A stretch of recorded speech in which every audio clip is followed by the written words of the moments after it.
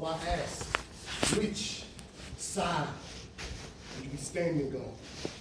Which side of history will you be standing on? The good brother Dr. Martin Luther King Jr. said we must develop this dangerous unselfishness, that we must believe in our hearts and minds that a threat to justice anywhere is a threat to justice everywhere. And in the end, it is not the words of our enemies that we will remember, but the silence of our friends. Again, I ask, which side of history will you be standing on? Which side of history will you be standing on? Good morning. I am Keenan Lowry. That is one of my favorite excerpts whenever I'm able to speak about justice and leadership and just fighting for freedom. I make sure that I talk about this excerpt. It's so important in our fight for justice. But as I said, I'm Keenan Lowry. As you heard, I'm a Memphis native. I went to Lane College where I got my bachelor's degree in criminal justice, and I'm pursuing my master's degree right here at the University of Memphis in public administration with a certification in local government management. So I'm excited to be here today. How y'all feeling? Good. All right. So these are the rooms that I want to make sure that I'm in. I've been able to go around and speak all over the United States and all over the city of Memphis. But every time I want to make sure that I'm able to be in these type of rooms. This is where my purpose lies. Being able to speak with you all and being able to teach you all the things that I've learned along my journey. I promise y'all it ain't been easy. And I know what y'all are going to have to face once you leave the University of Memphis and even some of the things that you're doing here. But I want to welcome you to our session, Against All Odds, We Prevail. And our agenda is going to be pretty simple. I want to share with you a little bit about my story and how overcoming adversity has evolved and how it has been ingrained in the DNA of so many great leaders that have come before us, whether they're in the city of Memphis or just in this world in our fight for justice. I got two goals for y'all today. Y'all listening? I got two goals. I want you to walk away knowing your why. I want you to understand what your why is and why it is important to you, how it drives you, what wakes you up, what gets you excited, what makes you do this thing and pushing you towards graduation. I want you all to know your why. The second goal for you all, I want you all to really walk away believing that you can be successful. Once you hear these stories of how so many great men have overcame adversity and how you're going to be able to really dig into yourselves and figure out this thing we call life. So, before we get started, I want to see who all in here. So, who the freshmen? Let me see, raise your hand if you're a freshman. Okay?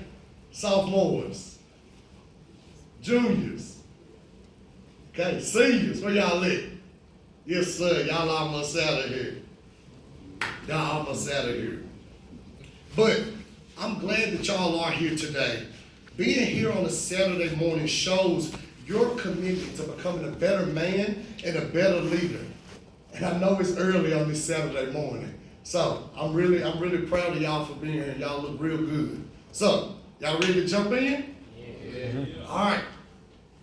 Against all odds, we prevail. All throughout history, there are stories where black men faced racism, oppression, brutality, heard no's, failed at something. They had fears. They lost a parent. They lost a sibling. They were estranged from their family. They either dealt with homelessness, loneliness, heartbreak, anxiety, and felt, I'm sure, every emotion that we feel on a day-to-day basis, but still, somehow, they prevailed. We can look at the life of Frederick Douglass, who was born into slavery, that had to learn to read and write. And then he took obtaining his freedom into his own hands. And although he faced adversity, He was still one of the most important abolitionists in the 17th century. We can look at the life of Dr. Martin Luther King Jr., who led an entire movement to desegregate public transportation at a young age in racist Montgomery, Alabama. He sought to take on racism and oppression and dealt with his own doubts and fears in the process. And although he faced many adversities, he was a Nobel Peace Prize winner and sparked a flame that this nation needed to continue its fight for justice and freedom. We could even look at the life of Robert Church, who was born a slave with a black mother and a white father. He faced many obstacles as he was learning to become a businessman. But because of him, Memphis was able to regain its charter after losing it due to financial decline following the yellow fever. And he is the South's first African-American millionaire. The ability to be a great leader and overcome adversities is ingrained into the very DNA of black men all over the world.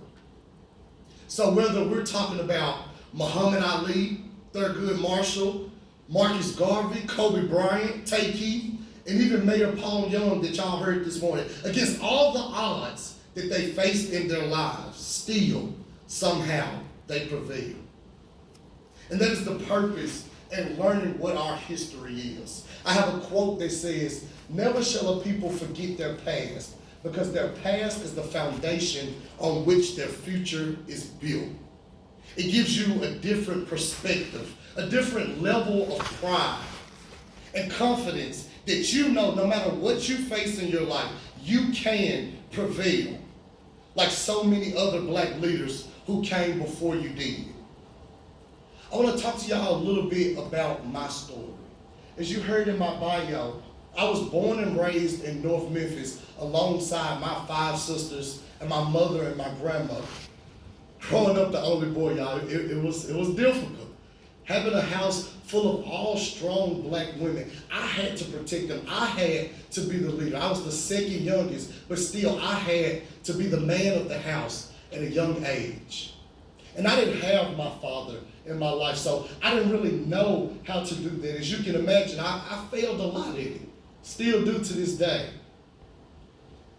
But I believe that I was here for a purpose. Even early on, I almost died in my mother's womb while she was giving birth to me. I had a purpose for my life, and it was on me to discover what this purpose is going to be. And I have to live through that every single day. But as you know, growing up in North Memphis, I developed this attitude. I acted out. I was fighting. I was drinking. I was doing all these things. And as you can imagine, I hated school. I was an athlete. I played football, baseball, I ran track. That's all I really cared about.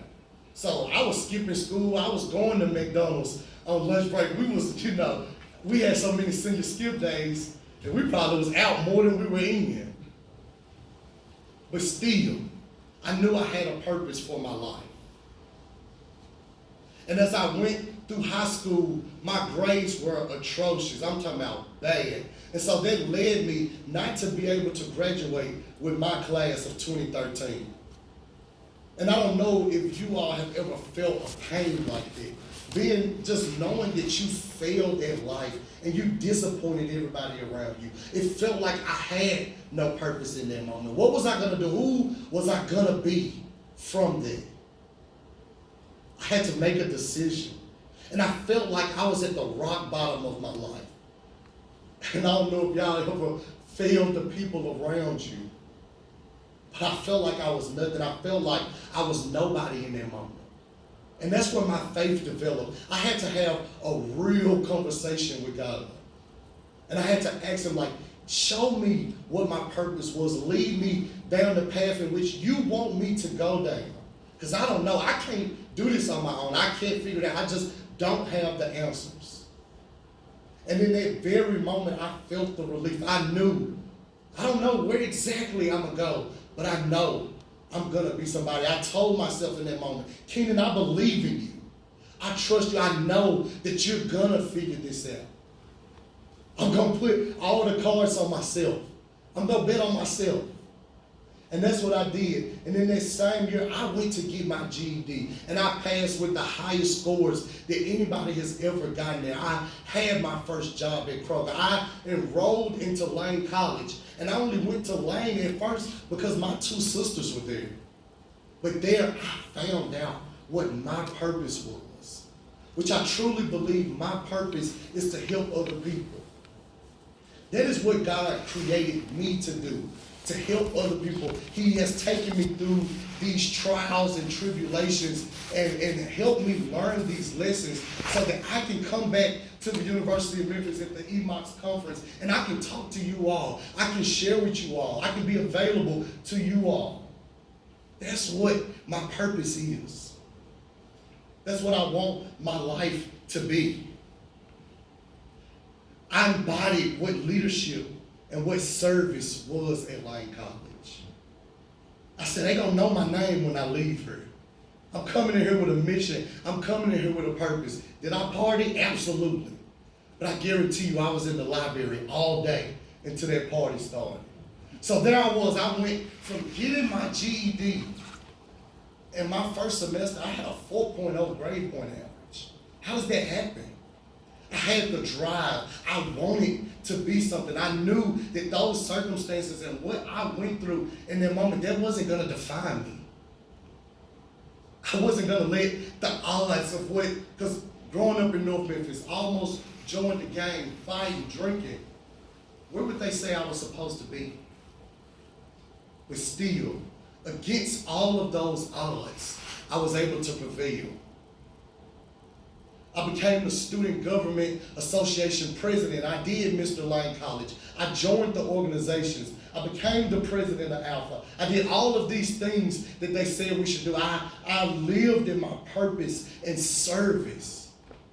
I wanted to make my community better. I wanted to make the world around me better. You got to be real crazy to believe that you can change the world.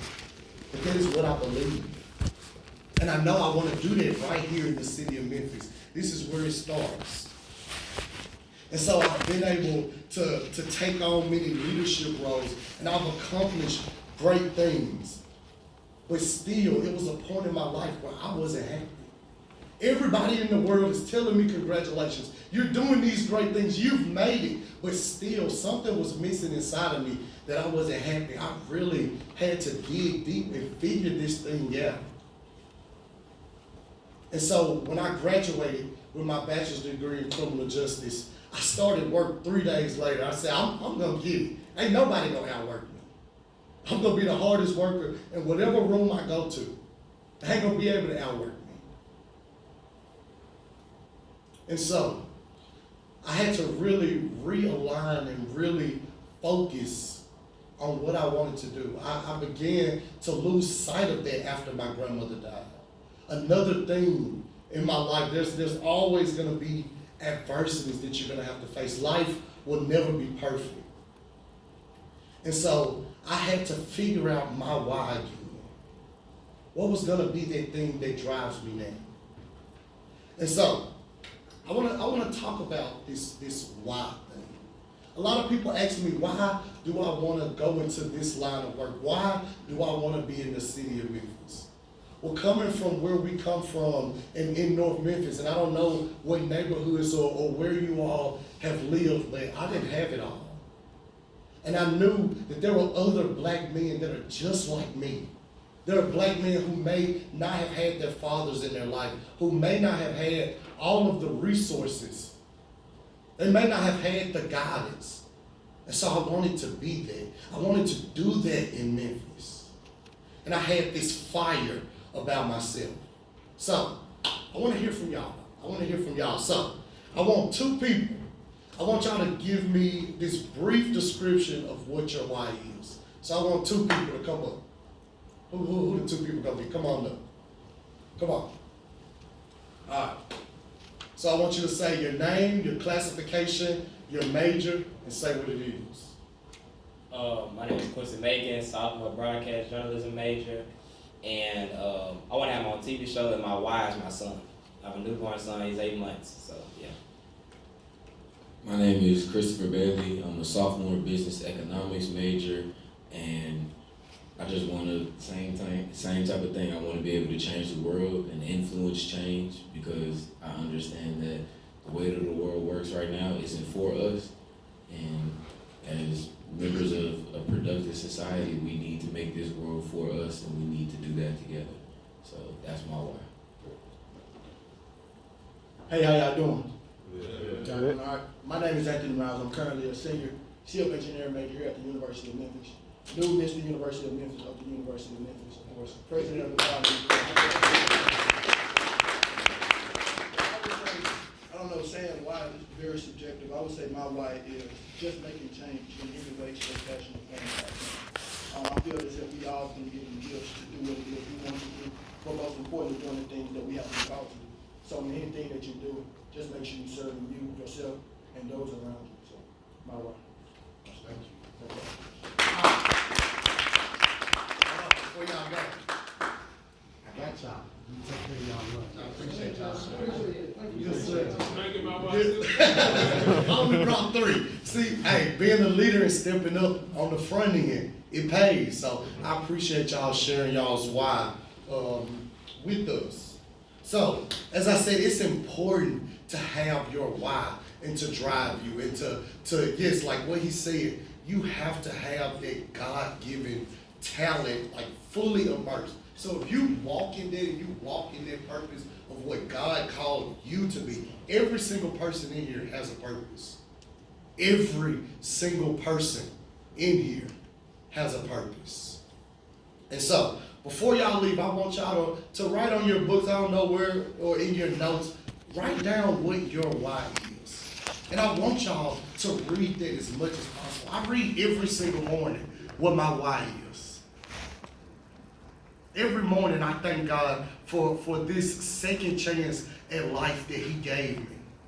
Because I could be anywhere. I could be in jail, I could be home, like there's no telling where I can be, but I have my why to drive me. So when I get tired, when I don't want to do it, Lord, it's going to be some things that happen where your why is going to have to be a lot bigger than this thing that you're doing right in front of you. All right. So we're gonna switch it up a little bit. I wanna talk about leadership a little bit more. I wanna delve more into that as you are matriculating on campus. So, one scholar said leadership is influence. Nothing more, nothing less. The United States Air Force said leadership is the art of influencing and directing people in such a way that will win their obedience, confidence, respect, and loyal cooperation in achieving common goals. At Choose 901, we say leadership is taking the initiative for the benefit of others. We understand that everything rises and falls on leadership. And there's no one definition of what leadership is. So you develop what your definition is going to be. Figure out why your why is leading into what type of leader that you want to be. And there are many different leadership styles. But there's one that I want to talk about specifically, being a servant leader. And this is the type of leadership style that God created us and called us to be. Experts say that this style is proven to be the most effective because it is purpose-based and shows that you actually care and work for the people that you are serving. And every time the leader don't got the biggest title, sometimes they in the back of the room. They in the back of the crowd. The leader doesn't look this one way. They don't sound this one way. But I guarantee you, they have a heart and a desire, a fire to serve and to make change. So we can talk about leadership all day.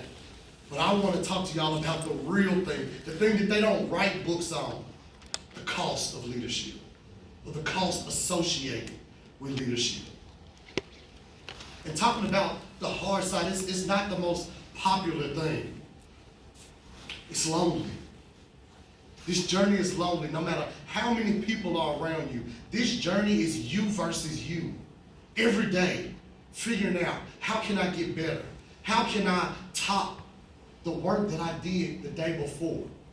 It's not looking at nobody else, thinking, oh, I want to beat them. That can't be the thing that drives you. It's unsustainable. You're gonna be misunderstood. Everybody's not gonna understand why you want to study 12 hours in a day because you got finals or these crazy things that you have to do. And I always say, success is found in your daily routines. What do you do every single day? Or what do you do consistently? If you play the game all the time, it's gonna be real hard to get an A in that class, or to really understand the material in which you need it to be. It's gonna be some late nights. It's gonna be some early mornings.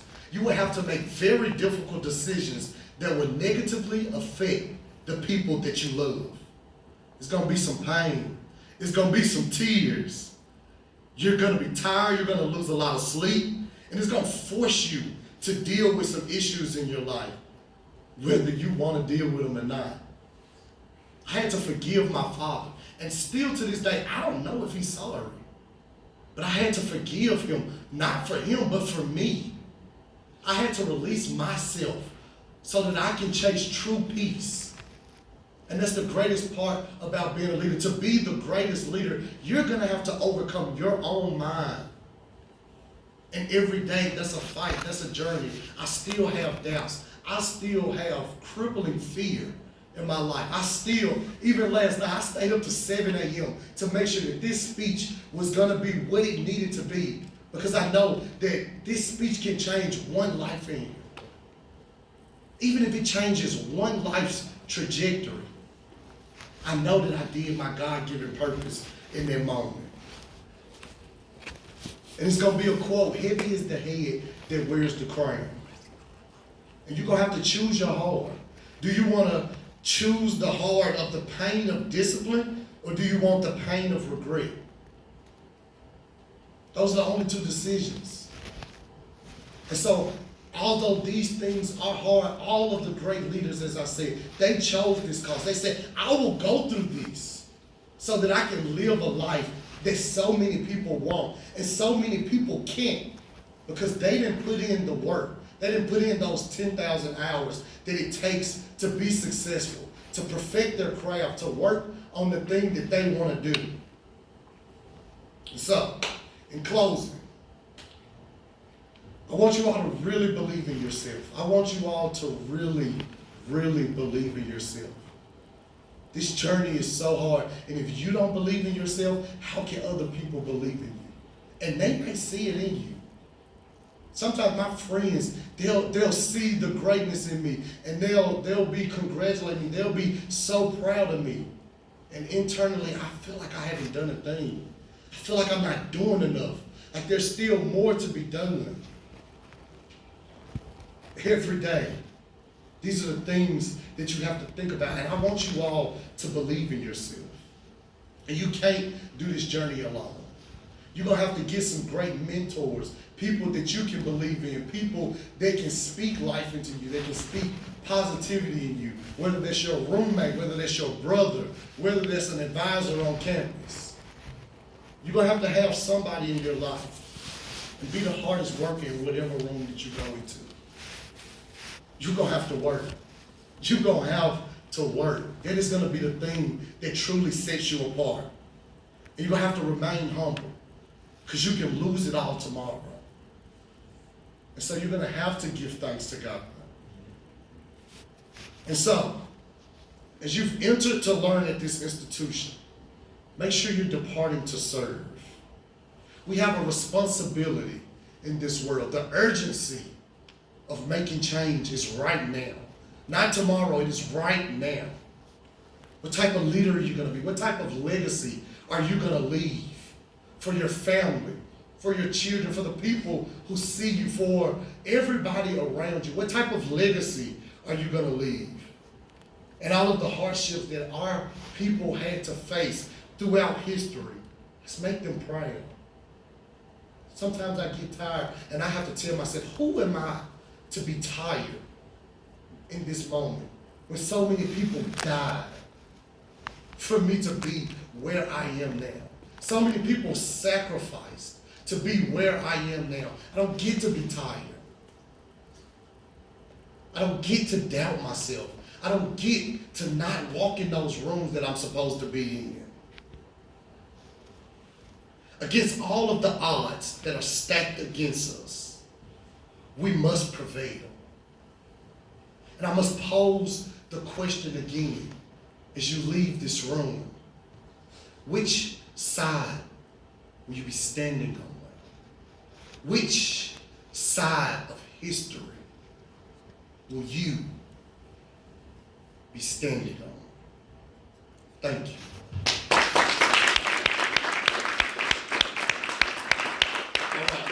So, for the next 5 or so, because I want to make sure that I let y'all out a little early. I always said if I was going to be a moderator, and I was going to leave time at the end so that you all can reflect and really digest what we spoke about. Whether you want to write down what your why is, or if you want to just come up here and talk with me and connect with me. I want you all, everybody got their phone? All right, so pull out your phones. Go to Instagram. I want to make sure we stay connected.